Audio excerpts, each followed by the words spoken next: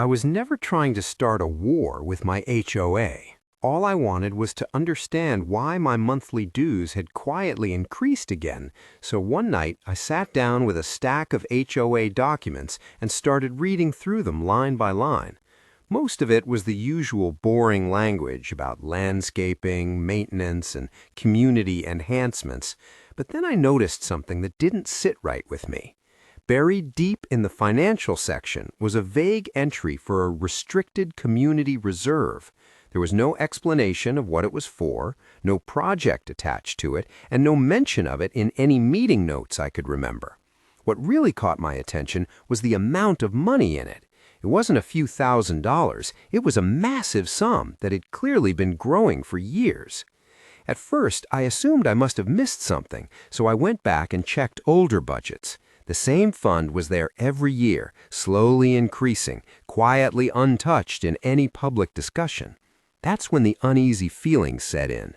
If this fund was legitimate, why had no homeowner ever voted on it? Why had it never been mentioned in meetings or newsletters? I decided to do the reasonable thing and ask the HOA board directly. The response I got was oddly dismissive. I was told not to worry about it, that it was standard, and that the board handled matters like this all the time. No details, no documents, just vague reassurance. Instead of calming me down, that reaction raised even more red flags. Almost immediately after I started asking questions, things around my home changed. I began receiving violation notices for issues that had never been a problem before. My parking was suddenly non-compliant. My lawn, which hadn't changed in years, was now apparently a violation. It felt less like enforcement and more like pressure, as if the HOA wanted to remind me who was in charge. That's when I realized this wasn't just a misunderstanding, it was resistance, and resistance usually means there's something worth hiding. Rather than backing off, I doubled down and started requesting records, meeting minutes, and payment histories that homeowners are legally entitled to see. As I reviewed the documents, a disturbing pattern emerged. The hidden fund wasn't sitting there untouched for emergencies, like the board had implied. Money was being withdrawn regularly, but the reasons were either vague or completely missing.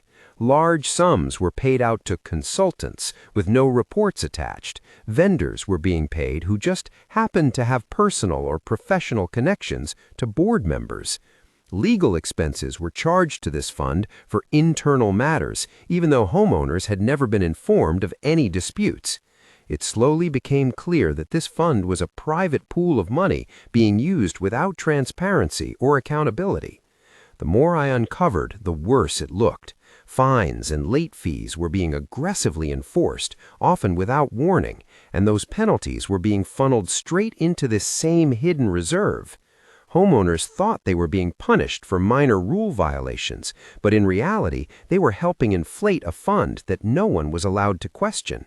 It wasn't about keeping the neighborhood in order, it was about control and cash. At that point, I knew this wasn't just my problem anymore.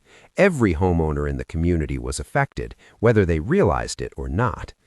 I started sharing what I had found with a few neighbors I trusted, showing them the documents and the numbers. Their reactions mirrored mine: confusion, then disbelief, and finally anger. Word spread quickly once people saw actual proof.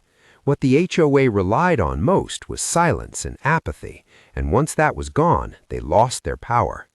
Homeowners began asking questions at meetings, demanding explanations the board couldn't provide. The atmosphere shifted from polite compliance to open confrontation almost overnight. Under mounting pressure, an independent audit was finally demanded. The board tried to delay it, downplay it, and frame it as unnecessary, but the homeowners wouldn't back down. When the audit results were released, everything the board had brushed off suddenly became undeniable.